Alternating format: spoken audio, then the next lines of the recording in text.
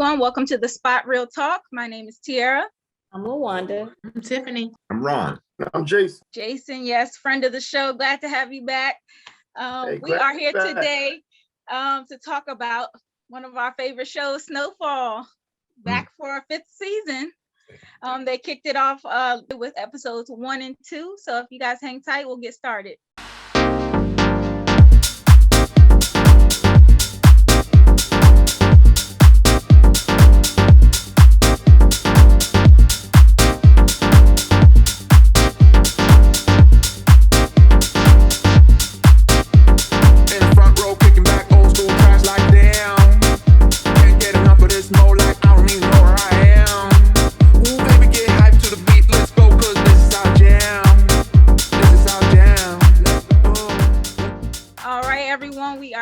Like I said, we're talking SnowFall. The first episode was titled Comets, and the second episode was titled Commitments. And it seems like where they left off in season 4, it has now been a year since. So I'm like, well, the big cliffhanger is Alton dead or alive? And it looked like we ain't getting no answers just yet. Oh, by the way, I'm committed. I'm wearing my Franklin look, shirt all buttoned up at the top, So I just want to let everybody know this is my Franklin look for today. You're right on point with that one, Ron. Yep. But yeah, like I was saying, like we're not getting too many answers yet from that cliffhanger they left us on with Brother Alton. My bet is that he's out of here. Right? Yeah, I thought he was dead. I just assumed he was dead. I thought that they were just diving right in and just we were supposed to make the assumption that he was dead. Well, yeah. Also, without going too far into it, but remember what the operative said to Teddy when he mentioned about working with Franklin again, and the officer said, "Yeah, in spite of what you did to his father." So we have to make that assumption that he's dead. So yeah, I think they're eventually going to tell us, because it seems like there was some time jumps. Yeah, when we were watching it. So I think as the season goes on, it's going to unfold. Because I was seeing some chatter online. I like the live. And some people were speculating that not only was Alton dead, but Sissy dead too. And I was like, no, because in the trailer, you see Sissy in the season trailer. So I And we also got to hear Franklin talking to her on the phone in the second episode. So that's her though. It was real choppy. Yeah, it is sketchy. I hear you. I had some theories. I think Teddy even scrambled the lines. I think he had somebody. Yeah, I think that's. Where was she? But he was calling her in Cuba. Yeah, so look. They don't have Verizon like we got down here, so it could be any little thing. It's every time he calls, I'm telling you, I think Teddy did something. No, it's Verizon 2.0. We're about to get fired. And it was the 80s, and it's supposed to be the 80s. It's not like this is new technology. Right. If in the 80s, you might have called North Carolina and got a choppy line. Yeah.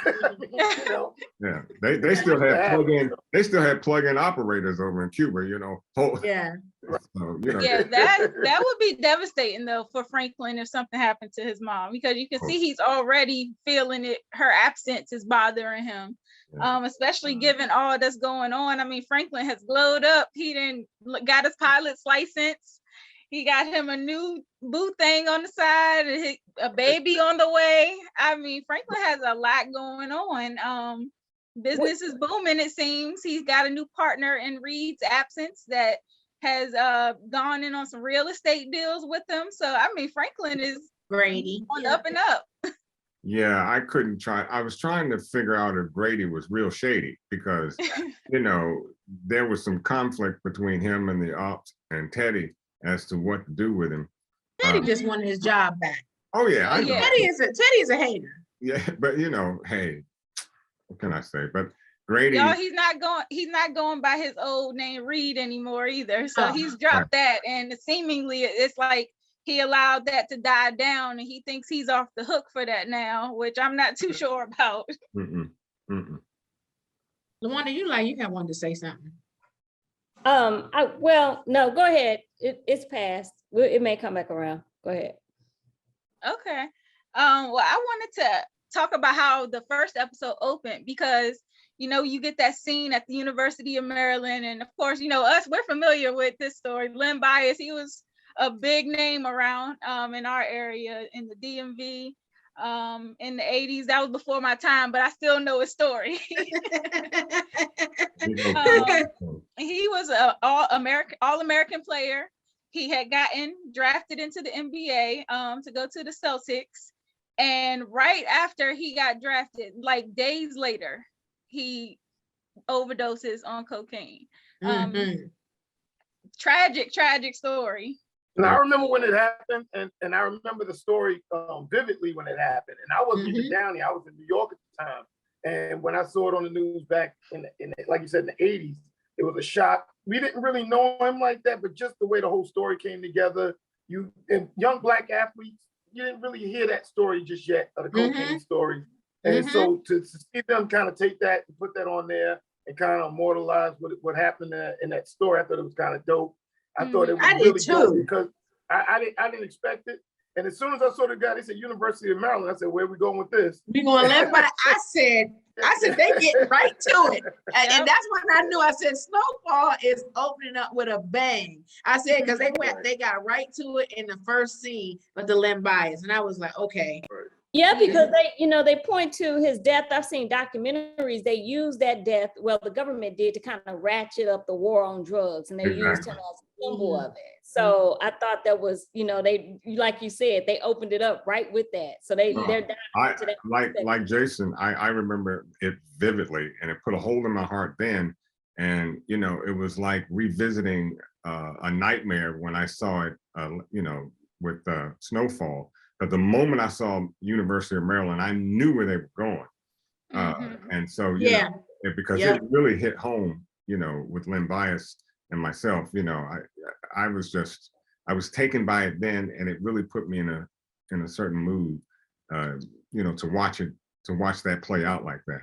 Yes. Well, what was even more tragic about that, like we have a mutual friend who went to school with, Len Bias's younger brother, Jay, and then he got killed after Len Bias died too. So it was just tragedy for the family all the way around. All the way around. Yeah, that was definitely I like how they incorporated the truth into the fiction. And so I like how they mix that in with this show. They do it very well. It made me wonder if this season is going to be more about enforcement. Really haven't. We've seen some low-level raids and stuff, but we hadn't really seen the official enforcement everywhere. So instead of Franklin and the team really having to watch out for the local police, are they really gonna have the DEA on their backs now? Right. And with this new cop that has been introduced, he seems like he is just dying to get something. He told Aunt Louie, can you throw me a bone, basically, like help me get something to give to my bosses. Well, Bo the cop's name is Bo, and he made a mistake raiding that house that Lou gave him some bad information, and he went in there all, top heavy and kind of made that wasn't Louis though that gave him that. Well, Louis ain't giving him nothing. No, I'm sorry. Louis, I'm not a snitch. No, you might something, but whatever. It was his CI. Yeah, because that's right, because he did say to her, that's why he was asking her if he could give her something, so that they can remain, whatever. But like Louis said, she's not a snitch. So he's gonna be a problem. Yeah, he's gonna be a problem and he a crackhead. But I want to get back to something LaWanda said a minute ago about enforcement, because remember when Peaches, Franklin, and Rob were in the car, and Peaches and Franklin was telling a story or something, and not Franklin, but Rob was telling a story, and Franklin finished it with how it ended, and they were saying that there were DEA agents waiting at the bottom of the exit. Yeah. Okay, so we might have some enforcement things going on this. Well, and even given, when it starts affecting the affluent communities too, because we've seen when they had the gathering at Rob's spot, how his old boy Thad was kind of tripping on the guy that came and snorted the drugs without asking for permission. And so now that they have like this white boy in this high class neighborhood that has been missing, they don't, huh? Oh. Yeah, he was killed. He got shot and killed, and so there's been a murder in the neighborhood, and they're searching for Thad. It's like, okay, now you see when it ripples into that community, how they might step up the enforcement as well. But help me out. I'm sorry. Go ahead. I was gonna say what you were saying, Ron. I think when he told that story is when Franklin realized he had to kill him. Yeah. I think that was a click moment for him where he was like, he listened to the story and he heard, he's like, this guy's gonna give us away. And like those people tell on themselves every time. And being that he was a base, and even though that was his boy, he realized that, at least that's what I got from that. That's what when he told Thad about that, when he said, oh, you can, if you can have your CIA guy, and he specifically asked him, does he know about our business? And he said no. And when he said that, that's when I knew. When Franklin looked over him, I was like, he gonna kill this guy. Right. Which was, he had to go. He was a liability. I think that was one of the moves where Franklin sometimes does stuff. He's always calculated in his moves for the most part, but every now and again he does something that you kind of like, why would you do that? But that one I completely understood why you had to take that guy out. Exactly. He was gonna Did you see how everybody was questioning him though? Yeah. I mean, Louie and Jerome was asking, why'd you do it? And then once he told Leon was like, well, he could have had a comeback story kind of like Wanda's. But I mean, we see that he had already been loose-lipped, like you said, telling the boy Thad the business when he wasn't supposed to. So it's like, you got to understand Franklin's motivations at this point, because he has a child on the way. And so you could tell by when he was having the conversation with Veronique, he was kind of like, she was telling him and planting it in his mind, like, you need to go legit. You need to make sure that you are covered. Right. And so no liabilities, like you don't have room for error. Well, let me get back to that shooting, because when Thad shot Josh, the young man, now Josh looked like a little clean white boy. So my question is, and Rob had mentioned to Franklin when Franklin and Peaches got there that the police were asking questions and so forth. But what did they do with the body?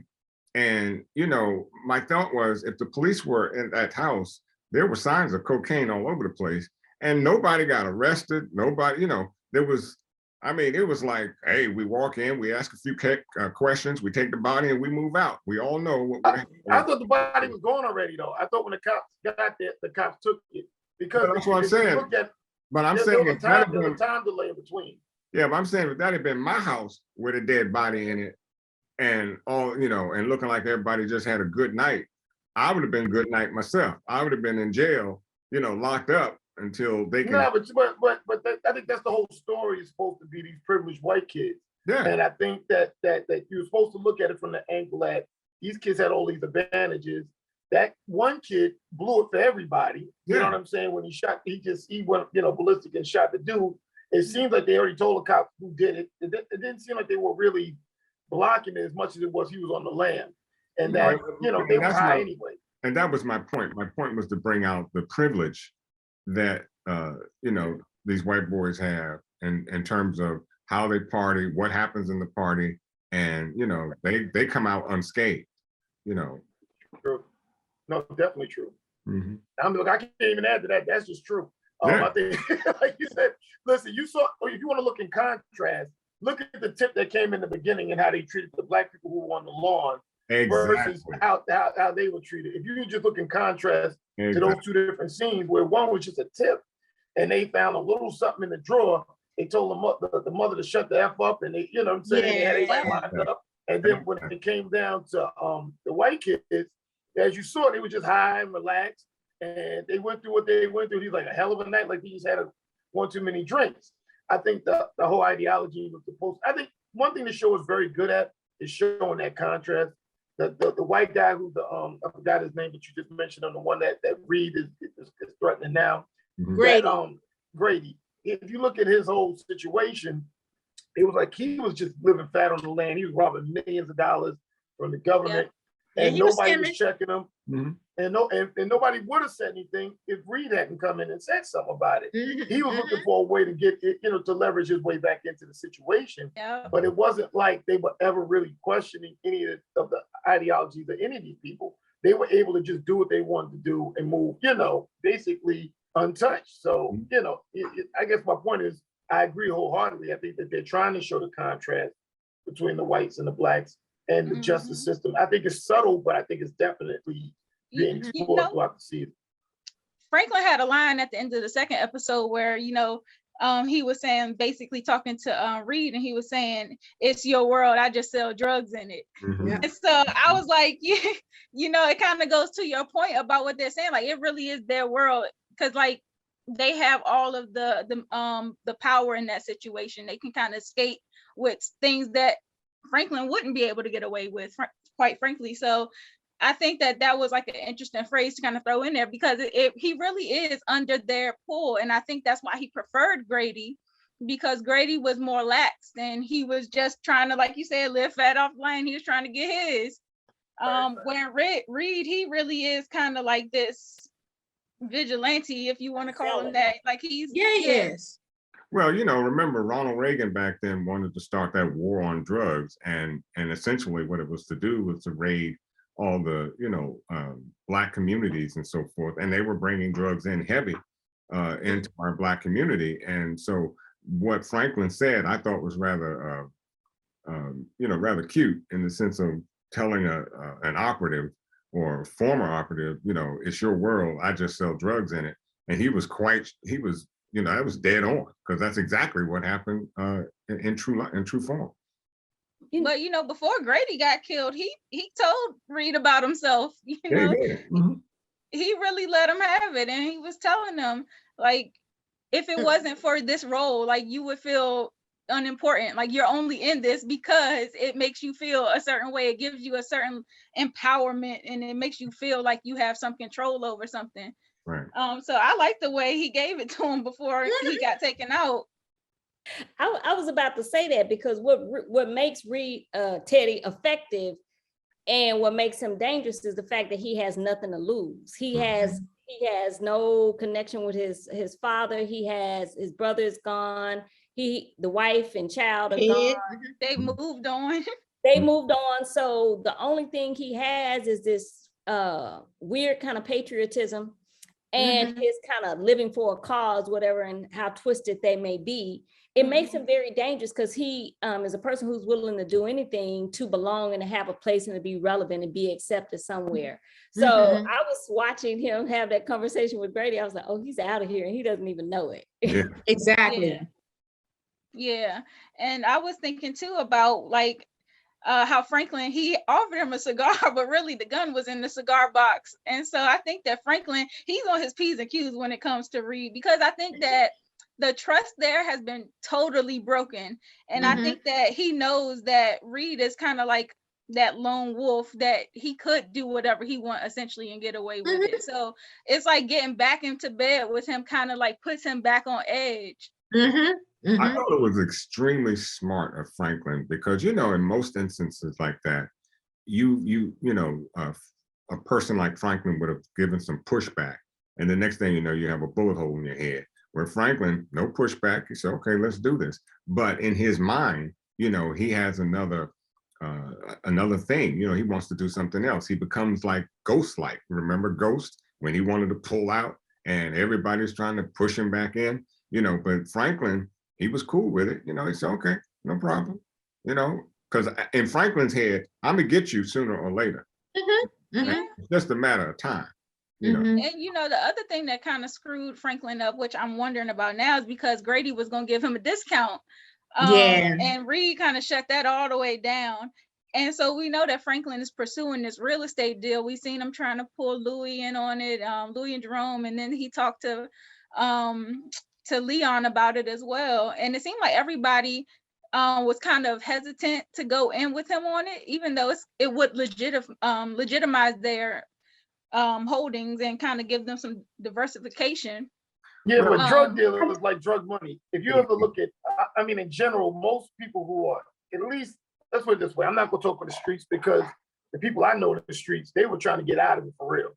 They were trying to figure out ways to build blocks to get out of it. But whenever they portrayed on television, the ideology always seems to be they want to stay in that game because they actually enjoy the rush, they enjoy the excitement, they enjoy the idea of being in the middle and always having the option of getting caught, as opposed to somebody who goes straight laced where you're making that money. A, it's not coming probably as fast, and B, there's not a lot of excitement in real estate. It's just a light. And so I think that's what they were trying to portray with that. Well, yeah, but it also kind of contrasted how far ahead of the game Franklin is. This is the 80s we talking about, and he's out here making moves in real estate, not just like regular, houses and residential living. He's doing commercial properties. Well, and so I'm like, Franklin, and he got like pilot's licenses and stuff. So it's like he's really ahead of the game. In terms of the dealers I knew in the hood, they tried to buy buildings and stuff though. But people, like I said, that I grew up with, they were trying to buy buildings and businesses and barbershops and anything that would put them in a position where they could legitimize or at least look legit on paper with their operation. And with Franklin, he took his mother's direction in terms of the real estate and so forth, and he upped it a bit. But we have to give credence to Veronique, because she's a lawyer, she's a smart girl, she's in his life, and she really wants him to go straight so that they can have a nice life with the baby, the baby and all.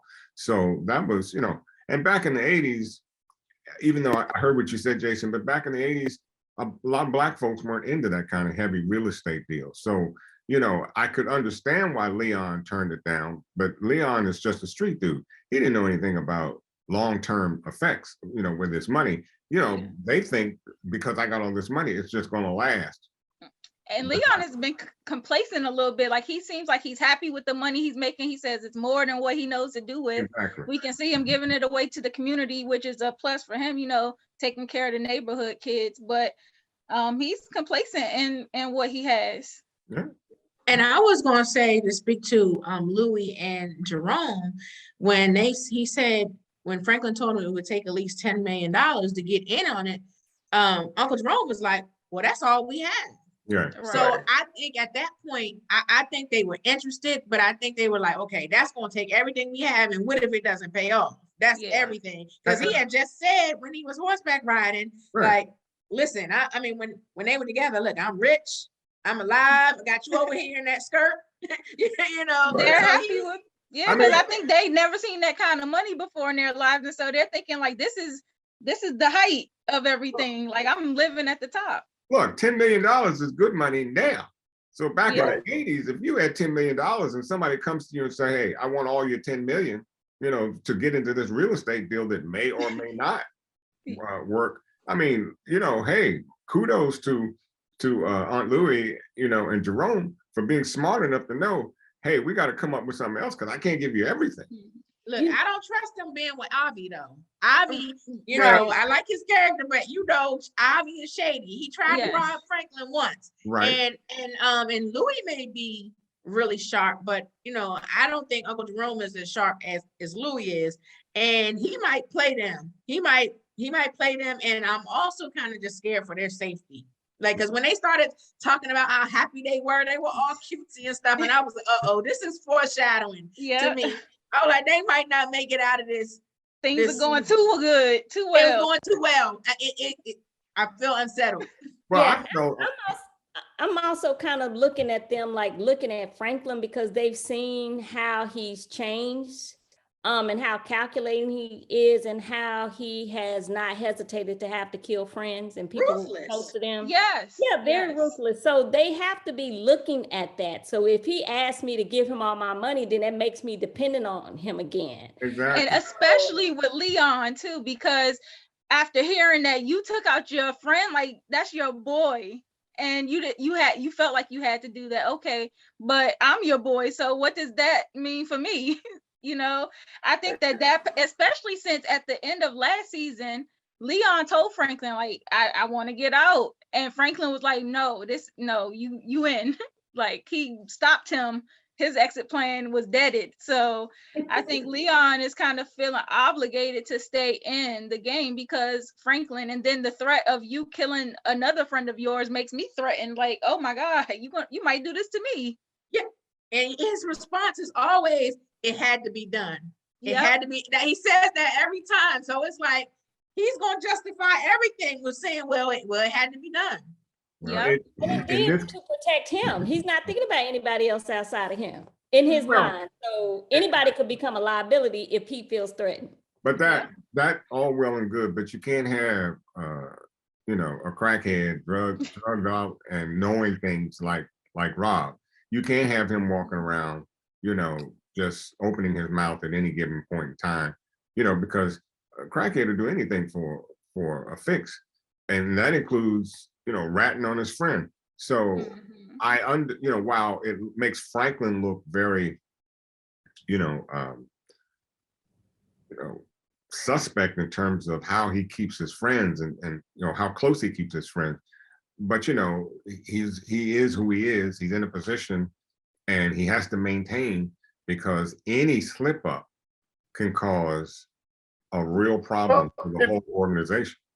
If you remember the first season, he killed one of his best friends. Yeah. The same thing. For the same Second season. Yep. Second season. He killed you know, so he definitely has already got a pattern for that. And if he was willing to kill the first guy, then I'm sure that this one was really a lot easier for him. Well, Rob wrote his own death sentence.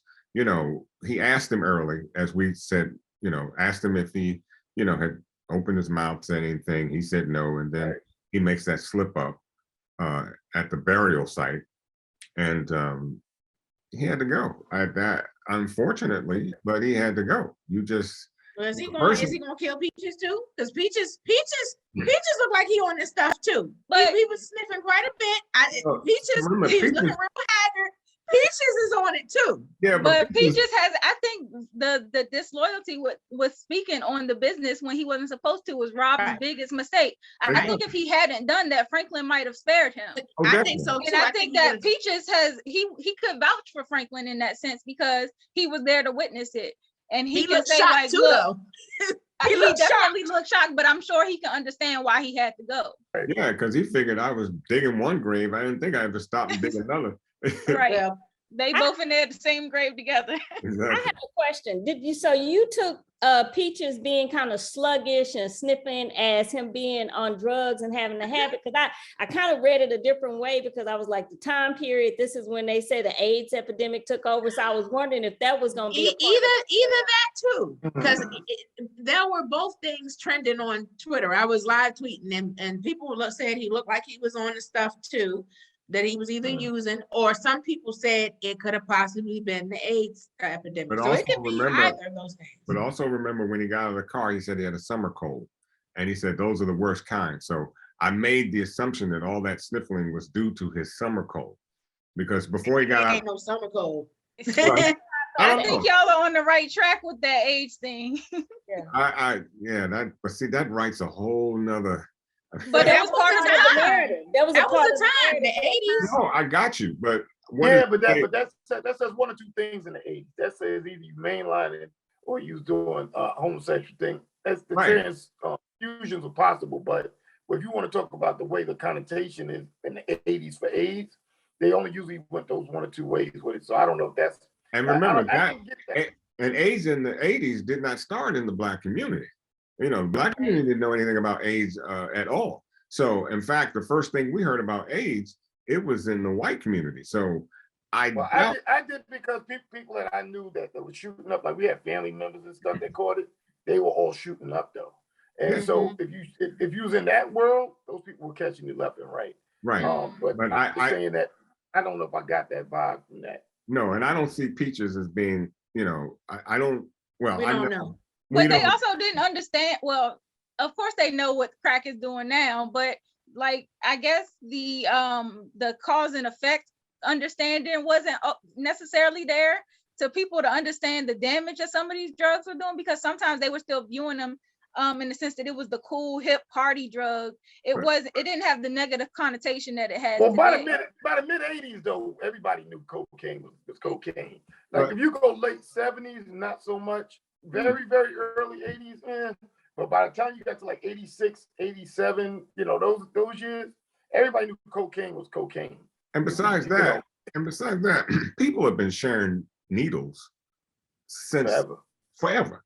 So, you know what, it all of a sudden metastasized into some kind of disease that can kill you. They needed Joe Biden back in the 80s. Needle program. They had I mean, you know, version of them too. Yeah, it just that whole HIV thing is still, you know, if I were a police chief, I haven't closed the case on that yet. You know, I'm not going to believe that just by sharing needles in the mid 80s, when they were sharing needles for as long as they had needles and drugs. Nah, but see, it started to permeate in a different way, because once AIDS started to really get out there in general. Yeah, that was a conduit to keep that. So by the time you got to like the mid 80s, if you were shooting up and you were in that world, who knows where I can't tell you where it originated from. Right. But like if you go on like early 70s, AIDS wasn't a thing. Exactly. By the time you got when AIDS became popular, what was it? When Arthur Ashe caught it, but he was like one of the first people to catch it. He caught it through a transfusion. You had Rob Hudson who caught it through being homosexual. You had people who were catching it, you know what I'm saying, through different means. Right. And they were by the time it started for I'm sorry. No, go ahead. I didn't mean to interrupt. But it's just no, you fine. But you're absolutely right. It were people in higher echelons, you know, and so we don't know what was going on with it until it hit our community, and that's when it became an explosive. You know, this whole adage about AIDS, and you know, but my thing, you know, let's just go back to Ronald Reagan, and let's go back to that whole issue, and at least keep digging, and you'll find out where that actually came from. But you know, it is. No, I agree with that. I do agree with that, but that's a whole nother. Look, that's a whole nother can of worms there. Yes. But that's what I was thinking. It was another of those things that you look like as plagues that ravaged the Black community, that destroyed generations. And it was all occurring at the same time, which made it decimated a whole generation of people, mothers, and separating mothers from their children. And so when I saw that with Peaches, that's what I thought of. I don't know if that's going to be the case, because I'm trying to remember. You remember that's what they said Eazy-E died of. So it wasn't something that people whispered about. Because I remember having cousins that died that nobody thought they were in that lifestyle, but that was the whisper, because at the time people would get sick at a young age and die of cancer, and nobody, you know what I mean? Right. Nobody knew or was calling it that at the time when people first and that's just saying, even the stories that we do know of, you don't know exactly how anybody transmitted the disease, because like I said, the cousins I'm talking about was shooting up. That doesn't mean they wasn't having orgies. Shooting up. I don't know what anybody was doing to get to that place. All I know is that I remember being, because I was like a kid in the 80s, I remember seeing that start to unfold, and I remember people were catching it different means, but it was happening in like a it wasn't huge, but I guess it was scary, because we didn't understand at that point what AIDS was. We didn't understand, you know, any of the mechanics of it. So all you knew is that if somebody had it, we didn't even know that if you hugged somebody, whether you were going to get it at that in the early 80s. We didn't have any of the true facts. But I'm just saying, if they're going to take that character development with Peaches and go down that direction with it, you would think that that's a heavy correlation. And if they're going to correlate that with that character, then like you just said, it would have to give you some depth to it, and it wouldn't be from sniffing no cocaine, that's for sure. It would definitely be, you know, either he was in some sort of a situation, which, like you said, maybe they're being a little advanced, and you're gonna find out that he got some, you know, an alternative lifestyle, or you're gonna find out, like you said, maybe he was shooting up or something. I just didn't. Yeah, I thought more that the character might have been. First, to tell you the truth, I didn't even read too much into it. But then when I looked into it, I said, like you said, maybe he has a cocaine habit or something. Yeah, the sniffing, and then I was just looking, he started looking haggard and stuff, even like with the braids and everything, his presentation changed, his appearance, and I was like, I'm going with the head cold, because if you ever had a bad summer cold, yeah, you don't look your prime. I'm gonna tell you that now. So I don't think it was no head cold. I'm gonna stick with the head cold, because I like Peaches, and I'm gonna stick with him having a head cold. It ain't nothing to do with like you like Peaches I'm too. Just telling you, I like Peaches, and I'm gonna stick with the head cold. That's the miss for something me. Something is a miss with Peaches. Well, I can tell you somebody else that's I got my eye on too. Definitely, I think that's gonna fall back into some bad habits is Wanda. Wanda. I knew you were gonna say Wanda. Yeah. Yeah, I mean, it's not looking struggling. good. You can see she's struggling. I think that being somewhere else, being fired from the job is a big one because now she doesn't have any income, and she went to Leon asking for a role back in the business, and he was like, no, I don't want you around that. I'm glad he said no. Yeah, I'm glad he put his foot down because it took her a while to come out of that habit, and he's looking out for her in the best way that he knows how. Well, and Franklin's trying to look after Wanda too. He allowed her to stay yes, home at and his everything. mom's house. But if Franklin really wanted to help her, she could be a secretary in that little position that they have. You can keep an eye on Wanda. And Wanda seemed like she was clean enough, but she's got all these frustrations, getting ripped off by her boss. And that was funny, the job she was doing in the first place. Yeah, that was funny. Or hook her up with Veronique, get her a job in the real estate business or something. Right. She was working at the shelter. Remember, she was working at the shelter with Elton, but since Elton is gone, Franklin pulled the funds last season. Right. So I mean, there are ways you can help Wanda, because Wanda seemed like she was clean when she was talking with Rob in terms of how to beat to beat the thing. But with all the frustration, she went back to Leon in desperation because she needs money, and she knows, as she said, nobody's going to rent to a crackhead. Former basehead. But she talked about how the judgment was affecting her too. And I think that's going to be her pathway back into that negative spiral, because not only not having the finances to support yourself, but then the judgment that you receive from the outside world as a recovering addict. And I don't know if she has like a sponsor or somebody that's still in her life that she can talk to about her issues, that can support her through the journey, but it's not looking like it. But that's so Franklin. I'm thinking she's gonna get back on the drugs eventually. And that's where I say Franklin comes in. Right, because right now she doesn't have anything. And that's what I'm saying. She lost her job, she's got this pressure, and she went back to Leon in desperation. But Franklin can be that mentor to help her out. I mean, she could do a little secretarial work, in this new position, this real estate thing with he and Veronique. So, pardon? Because he set her up because Leon asked her to. He ain't out of goodness heart help her. Right. Leon asked him and stuff. So Leon would probably have to ask him for that favor again. And just another aside, I wonder which direction the character is going in, because I understand there was an announcement that Gail Bean, the actress that plays Wanda, is going to be on season 2 of P-Valley. So is she going to be double-hatted in both series, or is something going to happen to her character in this series? I'm all for Wanda living and thriving. So Me too. I want her to live her best life. Right. But I definitely think it's not looking good for her character. So I don't know. And then the other thing is I think we all on the same page. She saved them in the last season. You know what I'm saying? In that whole situation when they were getting shot at. Yeah. And so, to be honest with you, I think that they owe her, at least if you want to talk about character-wise, they owe her a bit of gratitude. Enough to make sure that her success should be their success in a way, because it was their operation that took her down in the first place, and she still stayed loyal even when she was in the in the whole situation. So I agree with you on that one. But what did Rick James say? Cocaine is one hell of a drug. But if you open the season killing your best friend, what does that say about the rest of the season? It makes me think it's going to be very bloody, very deadly. Yeah. So I don't see it calming down, is what I'm saying. So I think anybody can get it. I think I said last season, when he had that whole confrontation with Mel, I was like, he's gonna be savage next season. Well, and what he did in the first episode just confirmed what I said. Yes, I agree. I just didn't see that as savage. I saw it as a necessity. A means. It's savage, yeah, but it's your boy. That's why I say it's savage, because he could have just sent him off to rehab. No, maybe, but people do escape from those situations too. I mean, Rob looked like he was pretty done.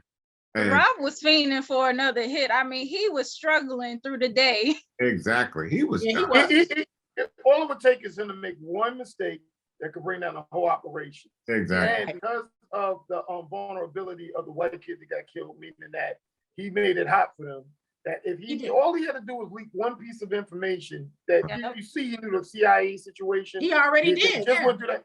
They just went through that with Alton in the last season. Yeah. They couldn't go back again with another person who was going to be able to spill out that information because there's no coming back from it if it keeps coming out. Exactly. It's one thing for something to happen once, but you can't have a repeated incident where people keep spilling that information and thinking it's not going to eventually lead to a huge crackdown, and it would have swept them up because if the CIA gets caught, the first thing they're going to do is take them out. They're going to take Franklin's crew first. They the first to go. And then they'll decide what they want to do with the people who are involved, which would be basically sweeping under the carpet for those on the higher level. So I think that he had to do what he had to do. Look, either you're a killer or you're not. Either, you know what I'm saying? Like there used to be a Boardwalk Empire. There used to be a slogan on it say, "You can't be half a gangster," and you can't be. Either you're a gangster or you're not a gangster. You killing people or you're not killing people. And look, you're not 1 foot in and 1 foot out. And look, and when he shot Rob, the song was playing in my head by Harold Melvin and the Blue Notes, "The Love I Lost." So hey, you know, you're just gonna lose some. You know, some you win, some you lose. So he had to go. Yeah, I do feel you though. I think it's definitely going to be a lot of fatalities this season. And we definitely heard some chatter online about Scully's character and people thinking that he was dead. So I think that he's still a problem that will present itself in this next season, because he's still feeling the pain of losing his daughter and his woman. So he didn't get to extract his revenge last season. He's still out for blood. What if he finds out that that Franklin's girlfriend is pregnant, and then he attempts to do something to her, saying, you know, I lost my child and my family and stuff behind this family, so an eye for an eye. I mean, what if he decides to do something like that? Hey, one better. Maybe he takes her out before she has the baby. And that's what I mean. Yeah, like, just, you know, that's a very, very, and still go after Aunt Louie and Uncle Jerome. Like he might start targeting them all. Yeah, that's a good prediction. I can see that happening.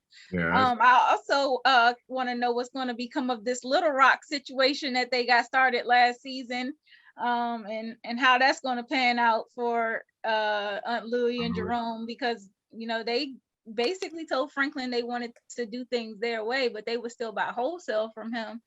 And they ended last season like on a very bad note. But this season it seems like they picked up and maybe things have smoothed over. But I don't know if that's because Franklin allowed them to go their own. It seems like he allowed them to do their own thing. Yeah. $10 million would smooth out a lot of things. Well, he took Leon's advice because Leon said to him, just like, you know, you'll get more respect if you allow them to do their own thing. Right. But for how long though? It'll be a family. Because Rob was one of his biggest sellers in Palm Springs. And so now that Rob is dead, he's out of one of his biggest distributors. And so I feel like he's going to try to push his remaining crew members into a corner to do what he wants them to do. So Louie was saying, she said, we need to get those numbers down for their people because they have their own faction of it, from what I can see. It's just they still have to get their product in the pipeline. He's still in the pipeline. So I think that they have to work with him, but they want to do it in a sense. It's like they're independent contractors. They don't want to be under his thumb or his rule or his organization. They just want to be able to get their product and hit the street with it their way. So at least that's what I got at. Yeah. I'm still a little worried for Franklin because, you know, when you are at top of the food chain like that in that kind of area, you know, and now you got a girlfriend or wife or whatever y'all gonna do and a baby on the way, that makes you extremely vulnerable. And it's just, it'll be interesting to see how he can juggle having a, you know, beautiful young lady, baby on the way, And look, y'all can leave Veronique's wig alone. Yeah, that's how they were coming for her wig on Twitter, man. They wouldn't let that woman live. I was like, that's why I started laughing, because I looked over at Tiffany. Right, because I was following on the Twitter chat. I remember the conversation. Right. That's why I was laughing at. They were coming for the sister's wig. Right. So let's get some slack. It was the 80s. Yeah, I started. Right. Let's get the wig out the way real quick. It was the 80s. And if you wore a wig, you were a young girl, you went to your mama's, either where your mama kept her wig, or you went to the same store your mama got her wig from. So they just didn't have a lot about wigs back in the 80s and 70s. So, let's cut us some stuff. The wig was. It could have been worse. It could have been a Jerry curl. Right about that. Yeah. Well, Uncle Jerome got that covered. Uncle Jerome has the Jerry curl. He got that covered. Yeah, because we don't know if it is. Let's say that she's, she's sporting a wig. I don't know what kind of hair is up under the wig. Could be nice. It could be, short. I don't know. I just know that the wig looked bad. Yes, it did. But I gave her some slack because it was that era, and I just let it go. Well, I was surprised that Franklin was even able to open his heart to someone else after the way that T betrayed him last season. I just knew going into this season that he was gonna be like, I ain't messing with none of these chicks, So I was really surprised to see how open he was with this girl. But I think it's the fact that he doesn't have his mom around anymore, that he's like that. I think he's looking for somebody to kind of fill that nurturing role, and she definitely has her head like on straight. She is she's an asset to him and what he has going on. And so I think that it was easy for him to fall for her in that sense, where it's like she brings value. But you know what? Let's look back. Let's look back to what she said though, when she and toward the end, Franklin, end of episode 1, Franklin was saying to her, like, all the women that he had trusted kind of let him down, or something to that effect. And she was trying to ensure him that she's the one. And I'm wondering if they're setting us up for her to let him down as well. Look, think about what Grady said on the plane when they were flying together, and he was talking about his 4 ex-wives and how each of them were the one. Right. And so I think that got Franklin thinking, like, okay, is that's like a thing that happens when you are in the you got the rose-colored glasses on and you still in the honeymoon phase? Like, you have yet to really be tried. I don't think you should let him down. I think if anything, with what you said earlier is probably it. Something may happen to her and the baby. That's what I'm thinking. I think like Tiffany was saying, that's probably more of a chance. I think it would be too contrived, because what's the first girl? Melanie, I think was the first one, right? Mel. Yeah. So I'm saying, Melanie, then T. He if you look at him, he really has a chain of going from woman to woman anyway. It's not like he's ever really been without somebody. So I don't think she's going to let him down. I think, because even the Melanie story, she didn't really let him down. He killed her father. She, what I'm saying? There was a lot of things that tied into what happened to the 2 of them. She got caught on drugs, but there were so many things that he was responsible for with that one. That was almost his own damage. And even the T character was supposed to be that he had done her wrong, and then they had gotten back together, and she was like, well, now I got to look out for me. It's like he always seems like he's always his own enemy. He does something that sets up a chain of events that usually comes back to him like a boomerang. Somebody said that in the trailer. When you see the trailer for the season, somebody said that about, they were asking, it looked like Sissy was asking Avi, like, is my son in danger? And Avi was pretty much saying that about him, like he's his own worst enemy. Well, and that goes right, but that goes right back to what you were saying with Veronique, because remember, what Veronique knows at this point is they're moving forward with a real estate business. She doesn't know that he's back in bed with Teddy. She doesn't know that Teddy's putting him right back in the middle of this drug cartel. And that leads me to believe somewhere along the line, she finds out. Question is, if she does find out, is she the ride or die type? I don't think so. She already knows he's involved in the drug business, so she's accepting of it to some extent. No, that's the extent though. She said, as long as you are on your way out, It's the exit plan. The contingency is the exit plan that he has in place. Exactly. And it's not a lifelong thing. But she doesn't have context to who he's dealing with. But that's my point. Being back in with Teddy, that makes that exit plan a little farther out. And the question is she a ride or die? If she's not, she's gone. Well, I think that for her, I think she's like the perfect balance for him. She's kind of like the sweet spot in between the legit world and the criminal world. And I think that the baby complicates the situation. Right. And so I think that she would have a little bit more tolerance for it, especially since she knows that Franklin doesn't necessarily want to be there. If she understands that I don't want to stay in, just because I love the life, I have to stay in. It's a difference between wanting to stay in and being forced into a corner to have to stay in something. So I think she would understand that. But like y'all said, I think she's too good to be true. And the fact that she is so perfect for him makes it a good setup for her to be taken out. Exactly. Either she walks or she. Yeah. She might, like you said, she might leave him because he's in their life, but something tells me, like you said, they never, in that show, they don't let people just walk away. There's usually something tragic that occurs. They usually take people off the set. And so I think Tiffany's assessment is, that's the one I would vote for. I think that, something's going to happen. I don't think she's going to let him down. Her character doesn't. I think she might roll with him, but I just think circumstances are not going to allow her. Well, she's a mother. I think the character development doesn't lead for that. I don't get the vibe from the first 2 episodes that she's that type of person. No, but she's a mother. She's a mother now. So all bets are off.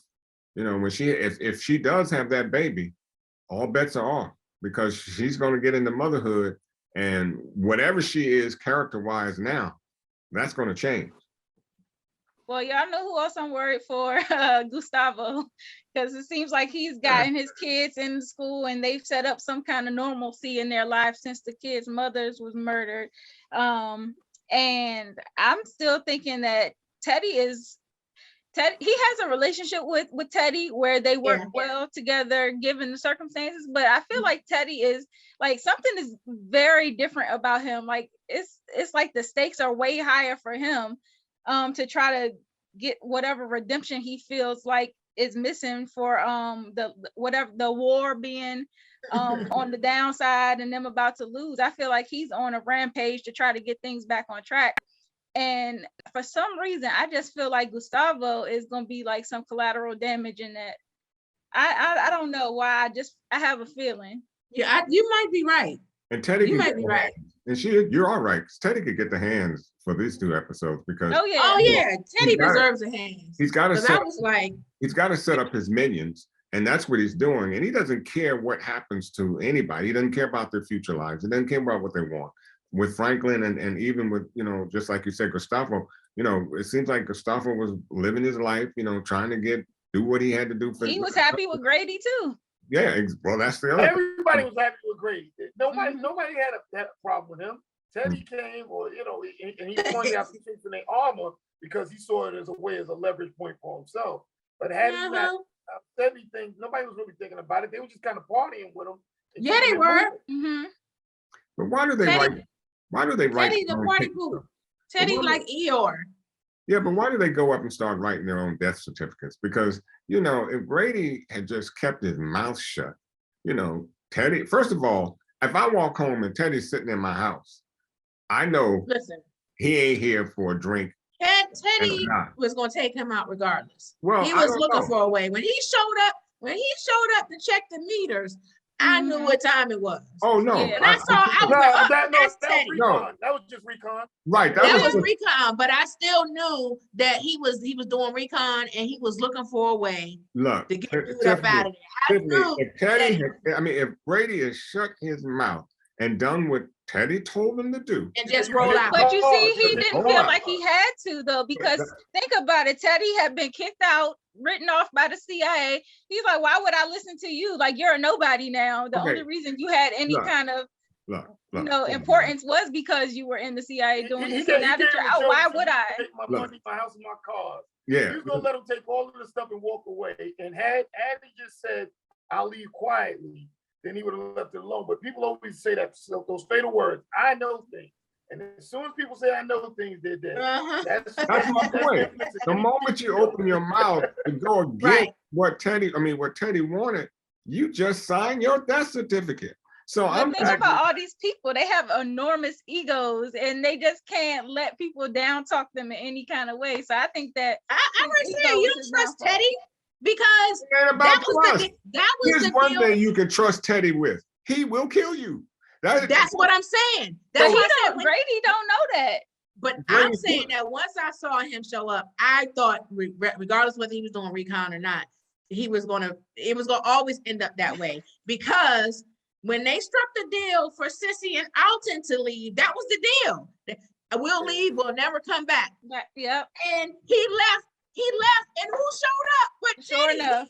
He still went after Alton, even though the deal was they were going to leave. So that's why I don't trust Teddy. And I thought when he went to see Dude, regardless of whether he said you leave and do this, I think he would have. It would have been the same result regardless. Yeah, it might have been. I mean, coming back. He's a loose end. Teddy does not leave loose ends. He did the same thing to Irene last season. Well, you know what? Exactly, he did. Well, you know what? Let me retract, because obviously Teddy got into the house, poisoned the man's liquor, and regardless to what he would have said or not, he would have had that drink at the end of the night. It was the same result. That's what I said. Yeah, I got to retract back. So I retract what I said. So you're right, Tiffany. I don't like giving it to you, but I got to give it to you again. You're right. Okay, right. You see the hole, You're right. Yeah. You're right. I didn't think of it like that either, but he did make me feel, he gave him that false sense of security. Yeah, he could just chill if he really wanted to chill. Right. And but either way, I'd have taken it out. If the guy said you can chill, I'd have rolled out. He said, "Oh no, I know things. I'm telling him I know things." He said, "Okay, fair enough." Yeah. And I mean, that's not all those characters always say, "Tell him I'm good."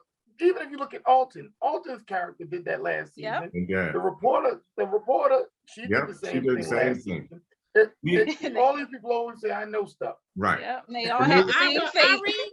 But he let her think she was okay by putting her in a car, let her drive home and everything. And he let all of them think that they were okay. Exactly. Yeah, that's what I said. He lost them into a false. Don't forget, he visited her twice. The first time he did let her go. He did let her go. Next time, he did. He did. Yeah. Next time you won't wake up. He did tell her that. All I know, if it were me, I would have drank some grape juice that night, been packing and been on my way. Simple as that. I mean, my thing is, when somebody breaks into your house like that and they sitting there waiting on you, no good can come from that. Yeah. Right. Yeah. That's true. Zero good. Well, I think we have run a little long on this recap. Do you guys have anything else you want to add? Any predictions or additional commentary? I think we got our predictions all in a row. Tiffany got so, hey. And there's some good ones too. I do like y'all's predictions. So I'm looking forward to seeing what happens this season. To all the viewers out there, please drop down in the comment section and let us know what you thought about this episode and give us your predictions for the season as well. Also, make sure that you subscribe to our channel, like the video, and click the notification bell so that you're alerted every time we post. And go check out some of our other recaps. We're also doing Ozark, and we just finished up with Force. So check those out as well. And make sure you're coming back here every week. Like I said, that notification bell is going to be important for you. So every time we post, and we like to bring guest spotters on the show, like we had Jason this week. So glad to be back for a week. Yes, and good to have you back too, because I always like to have you your commentary. You always I always love your SnowFall commentary. I appreciate it. So you're always welcome. You're always welcome back here. No, you family here. You know that. You know that. Look, I'll be back again. All right. Looking forward to it. So I think we're gonna wrap it up, guys. Thank you so much for watching, and y'all have a good night. Be back here next week, same time, same place. Just walk with us. Bye-bye. Conscious. Talk with us. See, we be painting pictures and we be writing scriptures. Right. We was in the heights, OG tried to sell me Cartiers. With my crown, we some kings like a card in solitaire. Sticking to the script, that's what got us here. If you in the way, we stepping down like a barber chair. We was all downstairs, Molly vibes till the smoke was clear. Nephew came in, told him, boy, yo, go upstairs. Listen for the kids, yeah, cover ears. Had to put in order all of my fears. Now when I step out, I'll be well prepared. Yo, pop out anywhere, yeah, we was never scared, yeah. We was everywhere, yeah, but you was never there. People love to compare shit, but we just never cared. We just always did our thing. Every year we took the stairs back when